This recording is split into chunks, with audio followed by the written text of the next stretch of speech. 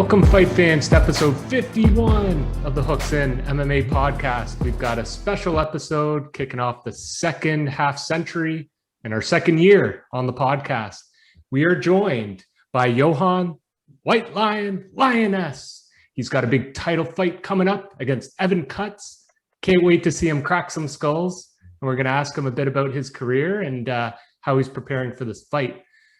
We've got Volkov versus Gane fight night coming up this Saturday. So we're going to get ahead of that book and get some easy line betting tips out to our fans.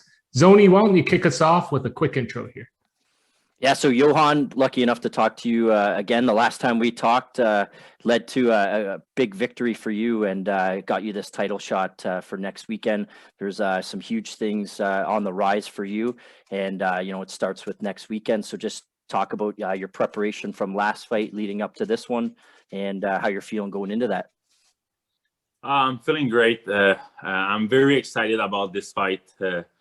I think Evan Cutts, it's a good fight for me. The guy is dangerous on the ground, but no one see me on the ground at the beginning of my career right now. Everybody think I'm a striker.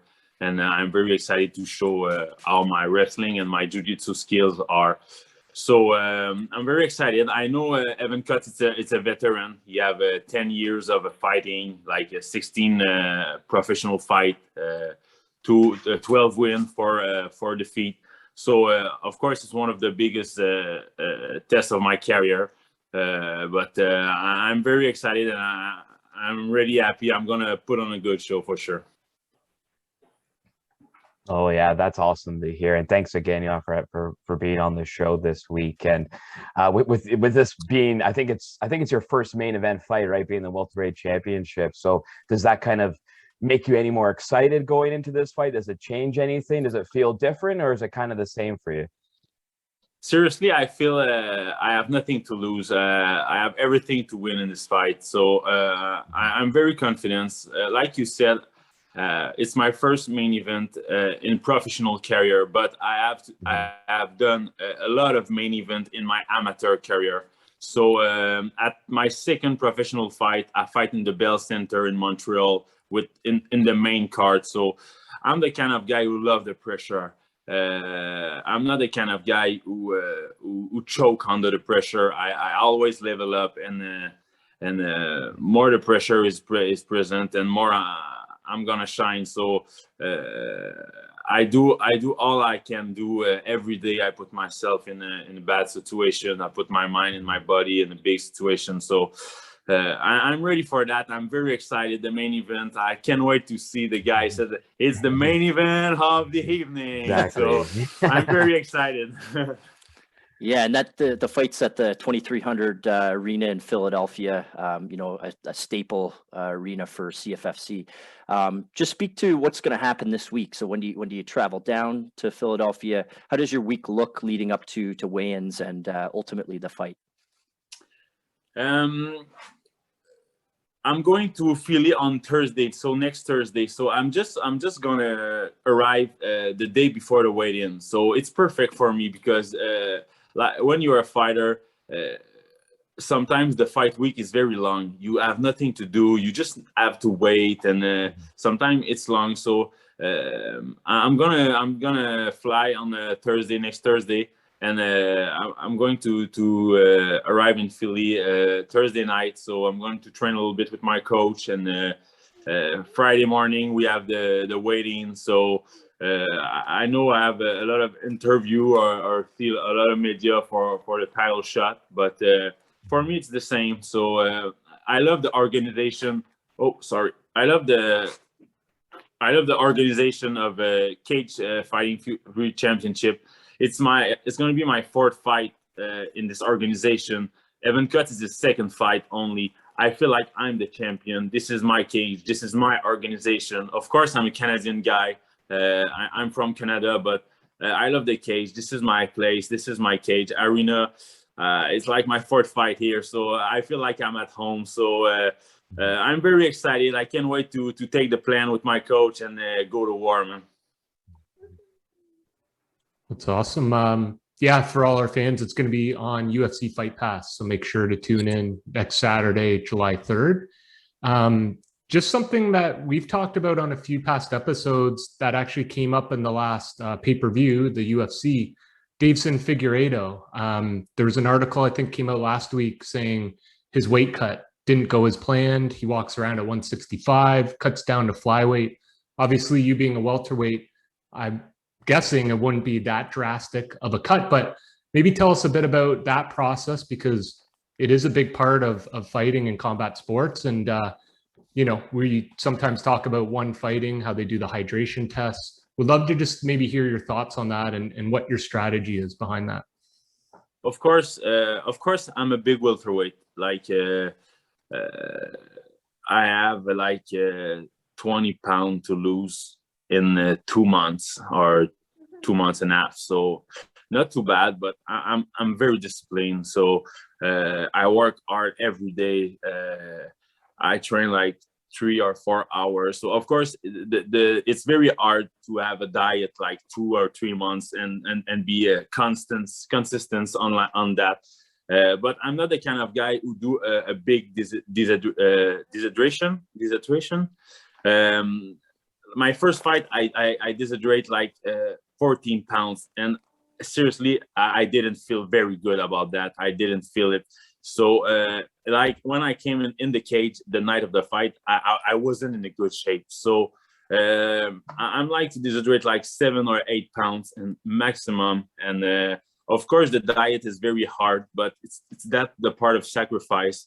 And I think it's the difference of a very a professional athlete who are willing to do the sacrifice and the diet and not cut like 15 pounds and more than that. I don't think it's a good thing or a good idea for a fighter. So the process is hard, but it's part of the game. And if you don't go over 10 pounds, I think it's very good. Yeah, I wanted to ask you quick about so CFFC. Obviously, as you know, I first want to know if it even affects you, but depending on your game plan going in, your strategy, what you depend or are depending on doing, the way that the fight may go. But CFFC has 4 rounds for a main event fight, right? And if it's tied, it goes to a 5th, if I'm not mistaken. So I just wondered, some fighters may want to drag it out depending on their opponent into deep waters, into 4th, 5th round, and maybe that would go into their mentality and their strategy. But what do you think of that? Do you even think anything of it? And just your overall thought process for that kind of way that they do that. I think it's a good idea. Of course, 5 minutes of 5 rounds, it's very hard, and we go into the deep water, like you said. So Evan Cutts is a tough opponent. He have a lot of decision, and the guy never been finished in the 16 fights. So he's a tough guy. He started a fight slowly, and he have one.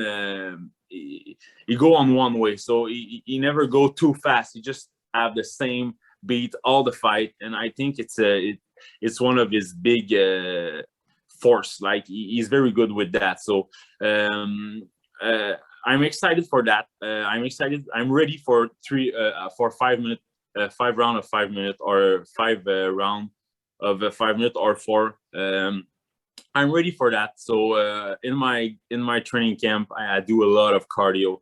I make sure I'm going to be sharp. I'm going to be ready for 5 minutes round. If 5 round, if it's going on that way. But I'm very excited about that. I'm not sure I'm going to pass the 3rd, but if we're going to pass the 3rd, it's going to be okay. Yeah, I think the reason why they do that, if you're up 3-1, it's to reduce the amount of damage the other guy takes. Is that the main premise behind it? Yeah, maybe, for sure. I think it's very excited when it's like two round and 2 round, and you do a 5 round. I think it's going to be put on a good show for sure. And they prepare the boys to go in the UFC, or to go in the Bellator or another organization. So I think they make sure the guy are in a good shape, so they want to put on a good show. I think it's a good thing.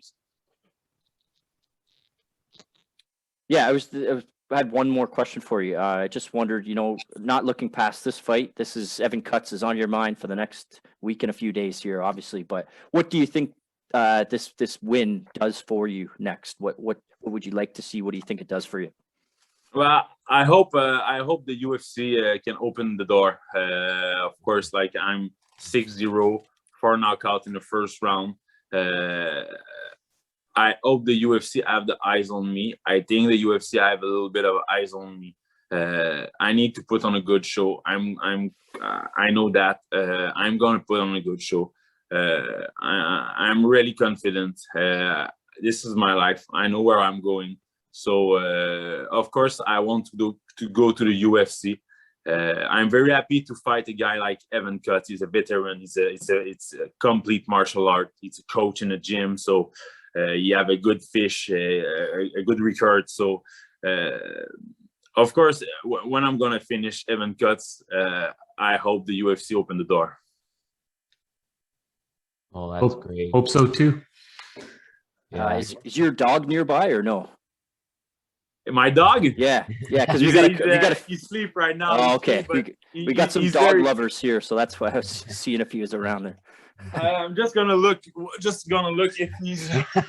Oh no, he's sleep right now. Sleeping, so okay. I'm not gonna wake him. No worries. Don't bother him for us, but yeah. Next time. I love dogs, but I was hoping for a pet lion too, maybe. Yeah. That's when he makes it to the UFC. Then he gets the Yes. You walk into the ring with one at your side. It's gonna be awesome, man. Boys, did you have any other questions? Just something maybe unrelated to fighting. Wanted to get to know you a bit more. So my understanding, are you fighting out of Quebec City, Quebec? Yes, Quebec City. Yes, exactly. And so maybe for the fans, I'll just say a quick story. I went there 2 years ago for the first time. One of the nicest cities I've ever been to. Definitely one of my favorite Canadian cities. What's maybe some of the best restaurants or breweries or bars for folks to check out if they're visiting for the first time? Here in Quebec City? Yes.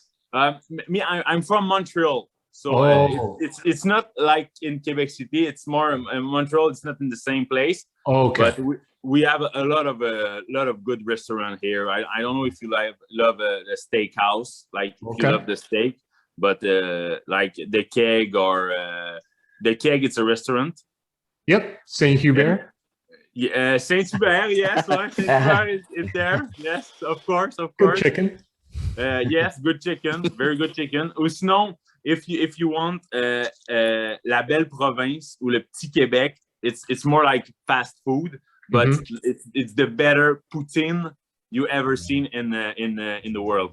That was my next follow-up question. Where's the best poutine? Because that's my favorite, just Petit guilty Québec. Pleasure.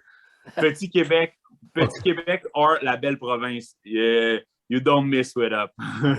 That might be your celebration dinner after the big win next weekend. Of course, man.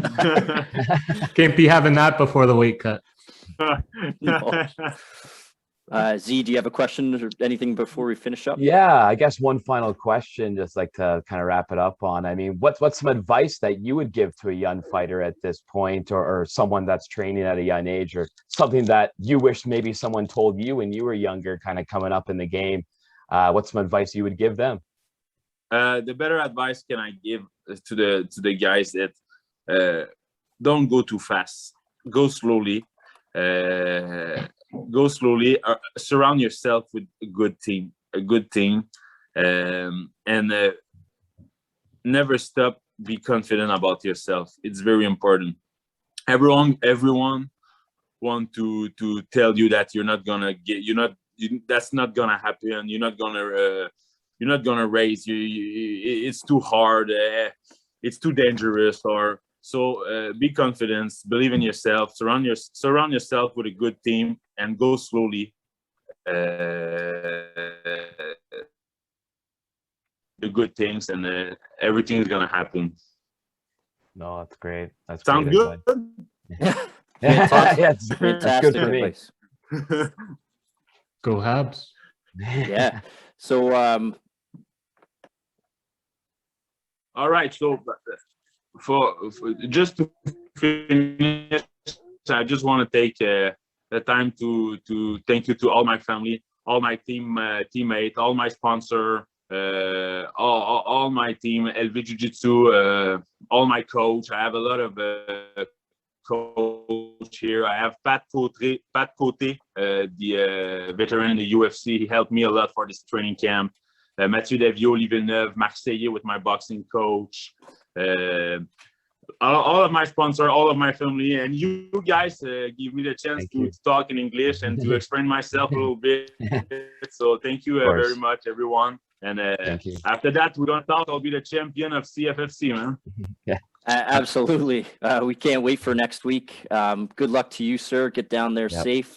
Have a good weight cut. Get that W. Bring it back to where it belongs, the best country in the world, Canada. Thank you, guys. Thank you very much. No problem. Thank you, sir. White Lion, Lioness. Take care, bro. Cheers. All right. That was a great little joint interview there. Thank you, White Lion. Can't wait to see that dub. Next up, Easy Lines, getting ahead of that book. We've got Z-Balls coming in hot. Can't wait to meet you at the cashier this Saturday night. Z-Balls, let's get her going. Woo! Okay, so this weekend we have a pretty exciting main event actually coming up. A heavyweight fight, two top contenders here, basically a title eliminator. A lot of people are saying number 3 Cyril Gane taking on the 5th ranked Alexander Volkov. Gane, he's a slight to moderate favorite at -160. Volkov coming in at a +130. And this line has moved the last 48 hours. Volkov was a +150 on Tuesday night. So the people are seeing the value there, and I agree. So I'll get kind of straight to the point here in that I'll say this is a very tough fight to call, which is why I'm going with Volkov as my play here. What do I mean by that? Well, I think this is more of a 50-50 fight as opposed to, one guy being moderately favorite, really, right? The experience is going to play a factor here to a certain degree for sure. Volkov has over 40 professional fights at 32 years old. Gane has 8 fights, right? And he's only 1 year younger than Volkov. Now, I know Gane has had some kickboxing experience, of course, but that's not nearly the same as these MMA fights, right? Volkov will bring an edge in terms of his experience here, and I think we'll be able to better adjust mid-fight. They're both very technically sound in terms of their kickboxing, obviously. Gane's going to have a very athletic kind of a competitive advantage here within this fight, of course, as well. But I think Volkov's going to be able to use his technique, his experience, and his footwork to really close off the cage and begin to pick at Gane a little bit. Again, it's good. It's a very, very tough fight to call, but I'm going with Volkov there at +130. I think that's really interesting in terms of how it's going to end. I'm guessing at the over here. I think +375 as the decision for Volkov. I think there's a lot of value there. But what are you boys thinking? I agree with you, buddy. I mentioned many times these are two of my favorite heavyweights. I love Gane. I watched him in TKO and him getting the call to the UFC. He's looked fantastic. Unfortunately, I think it's a bad matchup for him. Volkov is hot right now, and I see him winning. And I don't know how you don't go with the plus money there. Yeah. So I agree. Yeah, absolutely. Matchup nightmare for Gane. You got to think, right? Guy's undefeated, doesn't have that many professional fights, but he is pretty high ranked. Got to come crashing back down to earth sooner or later. So, yeah, you know what? Anything can happen, but I am liking the value on Volkov. It's great value, and I feel like I've broken down Volkov, or I've talked a lot about him, and I went and looked at his record. I'm like, oh, because he's fought 4 times in the last year. Since summer of last year, he's fought 4 times, or this will be his 4th fight. So active, exactly. And obviously they're both on an upward trajectory, but I just don't feel it's Gane's time quite yet. Not right now. Volkov is more kind of peaking, whereas Gane is kind of more going up the hill still a little bit, I think. So again, +130, I think that's great value. Could it go the other way, guys? Of course, there's no crystal ball here, but I think that's really worth the value. In terms of the co-main event, We got another heavyweight fight with a classic Hooksland alum here, with Tanner Boser being the favorite, minus 170, taking on Ovince St. Preux at plus 140. I believe this is like a short notice fight, right? 3 weeks. For Boser, 3 weeks. So it's tough, but I think Boser's the type of guy that can do it. He doesn't really cut weight, obviously. He's a bit of a smaller heavyweight, I would say, but that gives him his speed advantage, right? So he's always has a speed advantage over his opponent at heavyweight. He has amazing footwork, I think. It's very technical boxing, and he always draws the fight out. So I think a decision here by him, plus 162. I like the money there for him to take the decision win. Ovince St. Preux is obviously very dangerous, but I think he's just a bit of a name now. Boser's really has the skills to kind of, that last fight was a robbery on him, right? We all can agree on that. So that's the reason why I think UFC kind of gave him that new contract. He's been a company man. He's been performing well, showing up to fights. So, I'm taking him by decision plus 162. Perfect. I'm in line with that.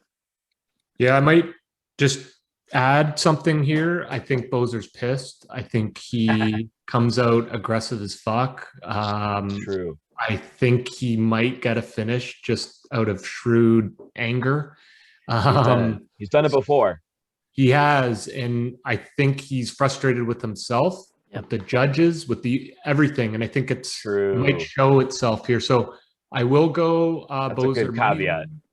Couple parlays, but I also am going to do a single with him by finish. Just got a little hunch, so see what happens. What's that single pay for the finish there? Do you know?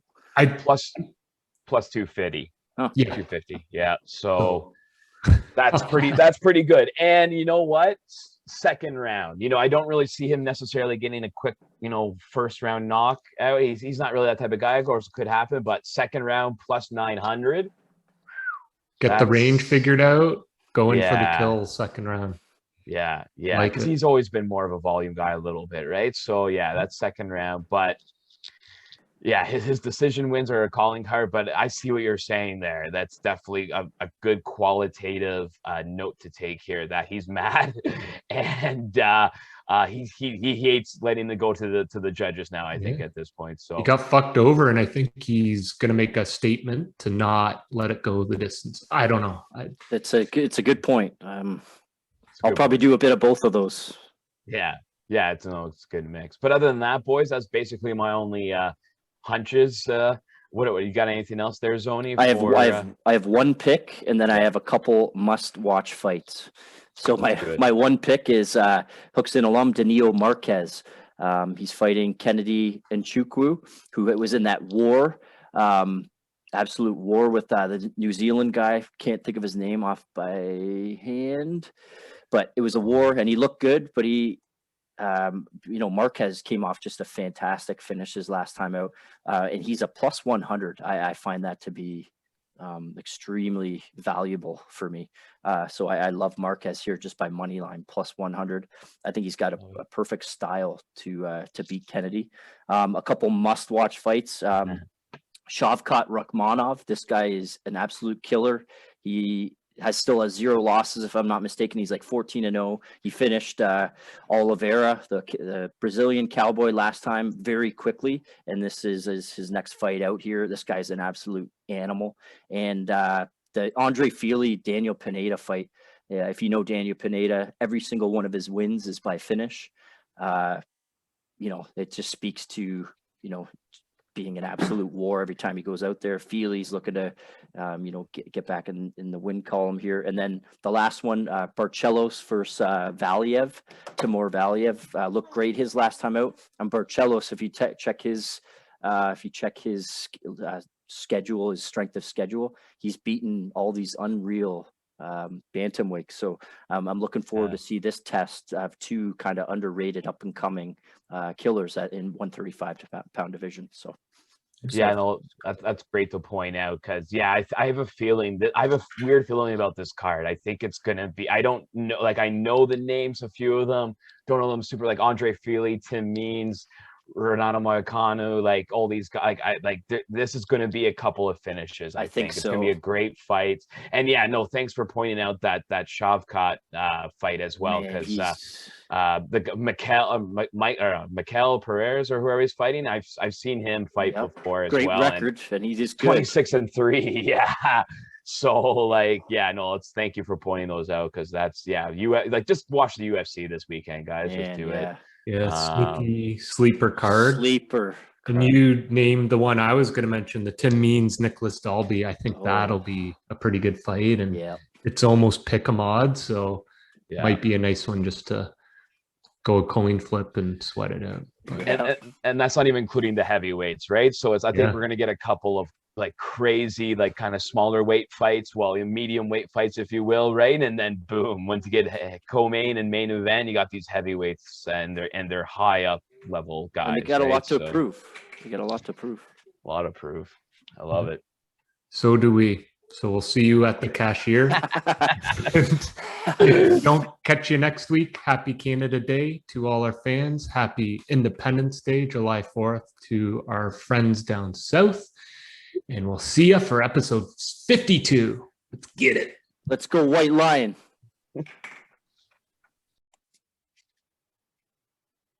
Next up on the Hooks In MMA podcast, we're lucky to have 7-1 welterweight. He's got a big fight coming up soon here. Solomon, the Black Dragon. Renfro, how's it going today? I'm good, brother. How you doing? Good, thanks. I appreciate you coming on. So just speak to where you grew up and what got you into MMA. So I was born in Cleveland, Ohio. From there, my family moved to Rochester, and from there we moved to Buffalo. And that's mostly where I really grew up, kind of became a man and an adult. I went to high school there. I played football and I wrestled in high school, and I boxed when I was younger. And I stopped boxing around 12. I started boxing around like 6. I stopped boxing around like 12. Started like really focusing on football, and then like the end of my sophomore year, I kind of messed around with wrestling a little bit, and then junior senior year I actually wrestled. So I played football and wrestled in high school, and I always knew I was great at boxing. And then right after high school, I didn't want to play football anymore. I really just didn't. I wasn't really in love with having to depend on my teammates for my success. I was more like, I'd rather be all on me. I hate to like lose a game because of somebody else. If I'm going to lose, I'd rather be my fault. That way I can learn from it personally. You know what I mean? Absolutely. I'm going to blame on someone else. So right out of high school, man, I just jumped right into MMA. I just jumped right in. I found the nearest gym in Buffalo, and I just hopped in, joined, and just started scrapping. Started beating dudes up. Training hard, obviously. It's not easy. I trained very, very hard, ridiculously hard, tremendously hard, honestly, all day, every day. So, and now I'm here. Now I'm living in New York. I train at Tiger Showman's MMA. I'm about to be 8-1 come July 3, and after that, I'm punching my ticket in the UFC. So. Yeah, and you got all the talent in the world. If there's one thing I'm good at in my life, it's seeking out talent. So I've watched many of your fights on CFFC. So it's there, man, and it's only a matter of time. So I actually am not too far away from Buffalo, just over the border in Canada here, about an hour south of Toronto. So we didn't grow up too far from each other, actually, even though it's 2 different countries. And I ended up doing my teacher's college over in Buffalo as well. So that's cool, and a good spot. What's that, sorry? Nice people. Very nice people, and a lot of respect for you, transitioning from football too. I played as well. What position did you play? I played tailback and linebacker. Yeah, I went to just high school in Buffalo. It's a great school. Lots of tradition there. They have a lot of athletes go Division I out of there and even go to the NFL. And also like we had some guys go to like the NHL, MLB, might even have a few NBA guys. So yeah, it's a great school, and not just athletically, academically as well. Like a lot of lawyers come out of there, doctors, people that end up working for the president, surgeons, just everything. It's a great school. It's an all boys school. Their motto is building men for the future, something like that. Yeah. And I think they do a really good job with that, though. They really do get you ready for the world. Yeah, like a lot of stuff I did in football, I kind of just took that and just also applied it to my MMA world. Like, you know, I had to come to watching film, doing reps, staying in shape, you know, being disciplined, just being the best I can be overall. I took a lot of that mindset and put it into MMA, and it's been working beautifully. It's definitely worked beautifully. And yeah, so just, you know, you had a very successful amateur career. You've been a CFFC staple for a long time. I did want to ask you one quick thing, you know, bouncing back from a first loss. Most fighters, almost all fighters have at least a loss, right? There's only a select few. So what, you know, when that happened, what did you take from that? How did you bounce back? And how are you going to continue to, you know, get those W's and get to UFC where we know you're going to end up? Well, the biggest thing I took from that is to stay mentally sharp. As long as I'm mentally sharp and focused, no one in the world can beat me whatsoever. Not to make any excuses, because I'm not. You got it fair and square. But I had a close friend of mine. He ended up committing suicide. I found out hours before the fight, literally not even hours, like about 45 minutes before I walked out, I found out backstage. And in my mind, I remember going into the fight. You can kind of tell the way I was fighting. I was like, I just want to get out of here.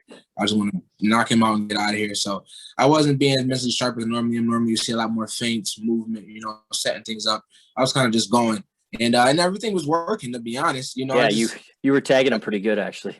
I just zigging when I should have zagged. You know, I know better. You guys, you can't at this level. You can't throw leg kicks without setting them up. Mike Malott comes from a great. You know, he's a high level fighter as well. He coached a lot of high level fighters. You know, he's in the corner with Cody Garbrandt, in the corner of Uriah Faber. Those guys. He was on the Ultimate Fighter show, helping some of those guys out also. So, you know, all the credit in the world to him. But at the end of the day, he got lucky as fuck, man. And I believe that what's her name? What's her name? Team Alpha Male. I believe Team Alpha Male, man, they praise the Lord every day. Like, because honestly, he got away with one. He was getting his ass whooped. And if you fight again, 99.9% of the time, I knocked that man the fuck out. It just happened. Just ignorant shit is ag. You know, he came up, he capitalized on an opportunity, and he won the fight. It is what it is, you know. The biggest thing I said, I learned from it, just stay mentally sharp. As long as I'm mentally sharp, no one in the world can beat me, and I'm sharper than ever every single day. So, yeah. I just wanted your you know, your mentality, your thought process afterwards. But you did bounce back, and you're going to continue to. Sorry for your loss, by the way. July 3rd, you know, 7-4, Lee Henry Lilly. How do you think you stack up against him? I think I stack up very well against him. I know he likes to throw a lot of big shots. He's kind of one shot at a time usually, and throw some blast doubles in. That's pretty much all I really see. He seems like he's strong. He's athletic, you know. Seems like a nice man. I saw he has a family, so I respect all that stuff. But at the end of the day, when he gets near me, I'm going to walk him down and take him out. I'm the best fighter in the world. I know that. My boxing's better than his. My Muay Thai is better than his. My wrestling's better than his. My jiu-jitsu is better than his. Now, I'm not talking shit. I'm just talking facts, man. Everyone always says I talk a lot, but I'm just talking the truth. You watch my fights and watch his fights, I'm just honestly better. But we'll see, you know. Anything can happen. But only thing that's going to happen on July 3 is me coming away with the W. And I believe I'm going to walk him down and put him away within 2 rounds. Yeah, and your combinations are going to be, you know, a big part of that. I think being a viewer of your past fights. So yeah, thinking too. And you know, he might watch this interview and say, "I'm going to start throwing combinations." And that would be the worst thing for him. Honestly, there's really nothing that in my mind he can do. Whether he stays on the feet, he's going to get knocked out cold. If you go on the ground, I'm going to beat him down so bad. I'm going to put his bones down to where the Aztec warriors are buried. That's how deep I'm going to beat him down to the ground. Into the ground, I mean. So, yeah, that's it. I'm going to take the W away, man. You know, all respect to him. He's a fighter. He's a veteran. He's been around the game for a long time. Like I said, I take my hat off to him, but I'm going to put him away on July 3. And that's that. I'm coming away with W no matter what. Looking forward to seeing that. Our last segment here is between rounds. I'm going to ask you a question, rapid fire your answers, okay? Shoot. What's your favorite kind of food pre-fight and after fight? Pre-fight, I love salmon. Like leading up to a fight, I love to eat a salmon. full of protein. It's lean. I feel like it's the best protein you can get. When I'm eating that salmon, I feel like I'm just like a freaking machine. I mean, seriously, I'm eating a lot of salmon right now. Look at me right now, man. I want to freaking kill this man, dude. Yeah, so salmon is the way to go for anybody listening. Eat a lot of salmon to get you strong. Love salmon. Do you got a cheat meal after the fight? After the fight, I love cheesecake. Yeah, there we go. Go to the factory and get like, a nice, like 2 or 3 good slices of cheesecake. I know they're like 1,500 calories a piece, so that's insane. I don't eat them all in one day. No. Like 1.5 maybe. And I'll go there, like order some pasta and shrimp from there or something. But yeah, I love to get like a nice cheesecake. Yeah. After the W. Yeah, I like that. What's your favorite sport other than MMA? Boxing. Yeah, I wasn't sure about that. What's your favorite country in the world other than the United States, if you've had a chance to travel? I haven't had a chance to travel besides Canada. That's the only country I've been to. But I'm really, really interested in going to China. Okay. Any reason? I just see the market there. I kind of see where the future's going. I see where the money's going. And also I also want to know the culture, I'm really very, very interested in the culture. I respect martial arts. I've been doing it since a very young age. My first martial art before even boxing was Jeet Kune Do. My father was teaching me that. So, yeah, I would love to go there and immerse myself in that culture, and also do a little business there as well, because I see how much Absolutely. how very important it is right now to our economy in America. Favorite kind of music? I guess you could say off the top of the head, I would say, like, I don't even want to just say hip hop, because it's really not. It's kind of like soul hip hop mixed together. Okay. Like hip hop with those like deep, smooth beats when they're actually like telling a story. Like I'll even listen to like Drake, but only like I like Drake as an artist, but like mainly I like the song where he's like telling a story about how he came up. Rappers telling stories about how they came up from nothing. I draw inspiration from that. Guys like Jay-Z even. But I listen to everything. Honestly, I listen to rock. I listen to even a little bit of country. My teammates play country every day in the gym, so at first I didn't listen to it at all. Now I actually know quite a few songs by heart because we play them so many times. Awesome, man. That's my jam. That country's my stuff. And last one here. How do you think, or how does July 3rd finish up for you? I finished them within 2 rounds. It's going to be a dominant performance, even better than the last time. I'm sharper than ever. I'm more focused than ever. And I just can't wait to go out there and make a statement and get signed to the UFC. The future's right here. I keep telling them every single fight. You watch on my interview, I say at the end of every single interview I've ever had, I keep telling them I'm the future. And they're gonna see it once I get there. I'm gonna not just take over, man. I'm gonna just dominate. I'm gonna dominate in a way that anyone hasn't seen before. You see my old interviews, and I still feel the same now. My goal is to be the best athlete, period. Not just fighter. Best athlete, period. Better than Michael Jordan, Serena Williams, LeBron James, Tiger Woods, whoever you can think of. Sugar Ray Leonard. I'm talking about the original Sugar Ray Leonard from way back, before Sugar. That one. Ali, just more, the most dominant athlete, period, in my sport. That's my goal. So, and I know when you ask for a lot, it takes a lot. So I believe that's kind of why I'm not in the UFC yet. I feel like if you ask for big things, it's going to take a harder work ethic. So I ask to be the greatest of all time, and it's going to take me to work, and fight tough fights, and then get in the UFC and go out there and dominate against tough guys. But I'm going to make it look easy the whole way. So I can't wait, man. I can't wait to show the world and just do everything I said I'm going to do. I am everything I am. I can't wait to prove it. Very excited for you. Any shout-out sponsors or social media? Shout out all my sponsors. They'll be on my banner. I don't want to say any because then I'll forget some. But my social media is at Infamous One King. That's one like spelled ONE, One King. So Infamous One King. You can check out my Instagram. And that's mainly it, man. I'm ready to go put this man away, put on a show for you guys. The real fireworks this year are coming July 3. For real. Come check it out, man. I'm going to put on a spectacular show. The Renfro show is back. The greatest show on canvas. Love it. July 3rd, CFFC. About to go 8-1. Get his ticket booked to the UFC later this year. Solomon Renfro. This is Hooks in MMA. Thanks so much, man. Hey, thank you so much, man. Can't wait to perform. All the best to you too. Take care, bro. Later.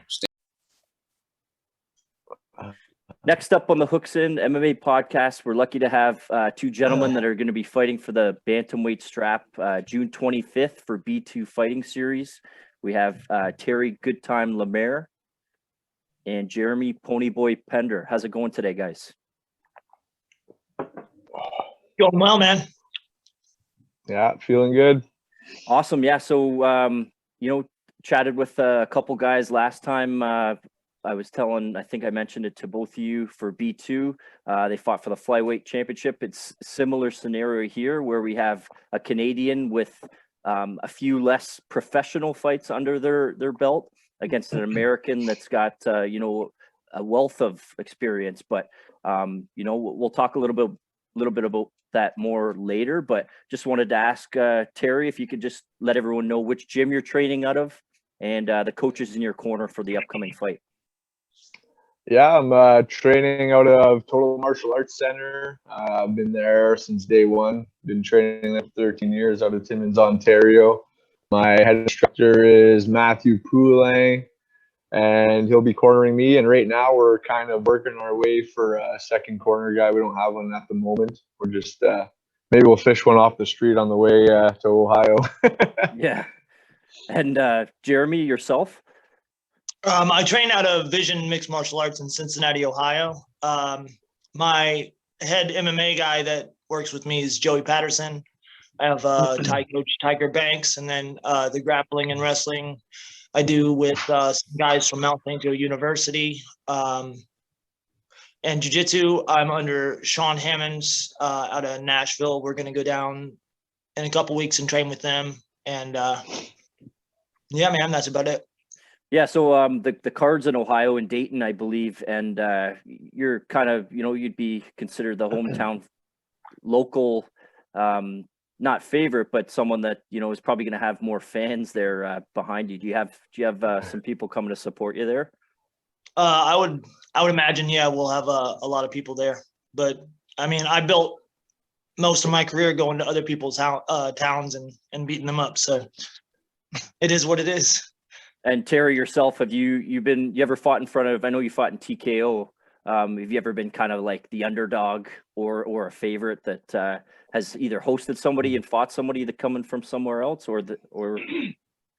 You know what? I've always been the underdog. I'm still an underdog, apparently, in a lot of MMA article eyes around the world and stuff. And I'm just, every time I step in the cage, just to prove everyone wrong. And I'm in a backyard myself all the time. I'm fighting in everyone's hometown. I'm fighting the hometown favorites, so it's nothing new to me. I like it. I like the pressure. Yeah, so you fought in TKO, which I'm very familiar with, and also you fought for under this banner, right? It was called something different, HR MMA, I believe. And yeah. You had is it a submission win there? Yeah, I submitted Isaiah Ferguson. So I submitted him in the first round. Part of the Isaiah brothers. I guess he was a big name out in Kentucky. Had a solid record. He was 8-2, and he was a black belt in jiu-jitsu. Really solid guy. I wasn't expecting the submission in the first round. Like, I came ready for war, and it was just there. It was gifted to me, so I took it. Yeah, so you're on a 5-fight win streak. Jeremy, you're on a 3-fight win streak, and you're the current bantamweight champion for B2, correct? Yeah, correct. Yeah, so we got a title on the line, like we were saying. How did this call come to be? How did Jeremy, did they pitch Terry to you, or how did that work out? No, man, Terry made a social media post, just put it out there in the ether, like, hey, we should fight after he did really well against Isaiah. And yeah, I don't think anybody anticipated that submission that quick. I'm not so sure that they did a lot of film study on Terry. So yeah, that was an awesome performance. Thanks, man. Yeah, no problem. Yeah. Yeah. So speaking of submissions, I mean, you're a specialist in your own right for most of your wins. So, Terry, obviously you would know that. You guys watch each other's tape at all? It sounds like Jeremy's maybe checked your tape out a little bit. Yeah, I'm not gonna lie. I've been creeping him. Hey, Facebook, Instagram. That's what social media is there for, right? Like, I know he's got a pretty good strength and conditioning plan because I think he's got a few kids, and I know from a fact that they keep you going all the time. Yeah. So are you out of Kentucky, Jeremy, or? No, I live in Cincinnati. Yeah. I'm about 2 miles from my gym where I live. Okay. And how about you, Terry? How close are you? Sorry? How close are you to your gym? Oh man, I'm like a hop, skip, and a jump away. I'm like 2 minutes. I live in a small town where we're like 45,000 people here, so I could run there and I'm there, Yeah. So my next question was, so we'll go with Jeremy first. Do you collaborate with other gyms, or do you bring people in for upcoming fights that maybe can replicate, what your opponent's good at? Yeah, man. I try to cross train as much as I can. I said earlier, we're probably going to head down to Nashville MMA at training camp and get some work in with those guys, just getting some high level looks. I try to pick a couple of things, tendencies, and stuff that I know that Terry's good at to work and keep me sharp. But really, it's just about like imposing my game. Like it's less about like, oh, what are they going to do? It's more about like, hey, this is what I'm planning on doing. So I'm just trying to get as many different looks as I can and sharpen my tools. Yeah, fair enough. And Terry, my question was, do you ever travel south at all to train with some of the gyms down closer to where I am? Usually we go down to Montreal. That's where our headquarters is for BTT. So my trainer is under Fabio Hulanda. My trainer's a black belt under him. I've trained down there with Fabio and them. I've been to XPN. Patrick Cote, he's one of our other teammates. We get rounds in and stuff with Charles Jourdain and some other high-level guys. But due to the lockdown right now, we're just staying put in Timmins, and we got solid guys here. So my camp right now is really geared towards me. There's no gyms that are open, but because I'm a professional, I can still train, and I have handpicked people that are coming in just for me. So we're still getting great training. Awesome. Jeremy, who would you kind of say is someone that in MMA could be currently fighting or past fighter that you kind of replicate your style off of, if there's like a comparison? I don't know, man. Like, I look at fighters and try to, I don't know, just see what they're good at. I really don't try to like base a style off of any one person to be good at as many different things as I can. Yeah. Is there someone that you have, Terry, or no? No, not really, man. Like I'll pull from people. Like if I see a move that works, and I'll try it out in sparring. If it works for me, then I'll keep it in the arsenal. But I'm just geared to being a well-rounded fighter, and that's what I believe I am. Like I can take it to the ground. I got great wrestling and I got great striking that I haven't put on display yet. So I'm hoping that Jeremy wants to stand and bang for a bit.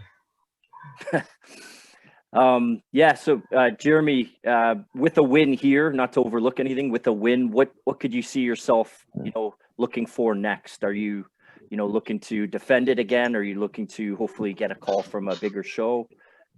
Man, I was just talking to my coaches and training partners, and we just feel like Terry's good. Like he's good. If I can get in there and do well and get him out of there in a good amount of time, I think that I would definitely get a look from another organization. I think the same could be said with Terry. Things go his way, he's probably looking at a call specifically because he's a little bit earlier in his career and he's a little younger than me. I'm just trying to go fight by fight, man. I try not to look ahead too much. I'm a dinosaur in MMA here. Sorry. I have training camp and have fun when I'm doing it. Like, yeah, I got a lot of miles. And Terry, yourself, I mean, this would make 6 wins in a row. So what does that set you up for? just because you call yourself a dinosaur doesn't mean you're not a T-Rex, though, right? Fair enough. After this fight, man, like I'm on a 7-fight win streak. Like I got pro Muay Thai on also at the start of this, so I'm ready for the next step, and I'm ready to test myself with Jeremy Pender. I'm pumped for this matchup. Like I'm looking for the hardest fights out there. I have a veteran in front of me, man. He's gonna be cool, calm, and composed, and I know he's ready to get in there. And he's got nothing to lose. Like he's already got 2 belts under his belt, for lack of a better word, right now. But like he's gonna go in there, and I know he's not gonna feel the pressure, and I know he's gonna be calm and ready to go. And I'm gonna test myself against him, and that's what I plan on doing in that cage, leaving it all in there. But I definitely see a call after this fight if it goes my way, which I'm hoping to finish it quick because I'm not ready to go 5. Well, I'm ready to go 5 rounds, but I don't want to. Yeah, fair enough. All right, Jeremy, give me your prediction for the 25th of June. Man, I don't know. It's a fight. We're going to get in there and we're going to try to punch each other's teeth out. And if we grab a hold of one another, we'll probably try to bend each other's limbs the wrong way and try to choke each other's necks. Yeah, the way it goes. And that's why you should tune in. Terry, what about yourself? Do you have a prediction? Oh, man, I predict this fight going my way. I feel like I can bring it anywhere, and I could predict where the fight's going to end up, if it's on the ground or if it's standing. Like, all the respect to Jeremy Pender. He's one of the greats. He's on the regional scene, and he's up there, and he's won quite a few in a row now. A lot of submission wins, but just like every dog has its day, right? He's like the Cowboy Cerrone right now of the UFC, of the B2 fighting series. So I'm coming for him, and I'm coming hot. Awesome. Really looking forward to this matchup. It's a battle of the borders, if you will. Timmins against Cincinnati. The Poutine Canadian versus the Kentucky Fried Chicken American. Let's go. Great way to put it. Jeremy Pender and Terry Lemaire. That's the 135-pound bantamweight championship, June 25th, B2 Fighting Series. Good luck to both of you guys. Thanks so much for coming on. This is Hooks in MMA. Thanks for having me, man. No Nice meeting you, Jeremy. Good luck, boys.